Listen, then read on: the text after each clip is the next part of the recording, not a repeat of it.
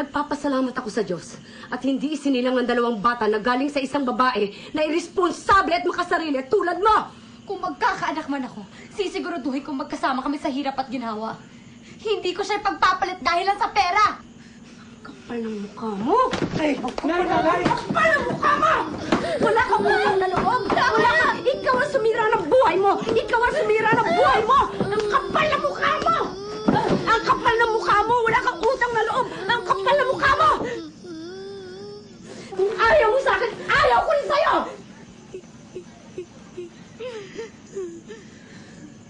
Sana hindi na lang ako naging ina mo. Sana hindi rin kita naging anak. Ngayon, kung iniisip mong hindi mo ko pinili bilang ina mo, sana maisip mo rin na hindi ito ang buhay na pinili ko para sa inyo mga anak ko. Kung iniisip mo na sana binalik kita sa tiyan ko, sana maisip mo rin na ilang beses kong ginusto na hindi na kayo pinanganak.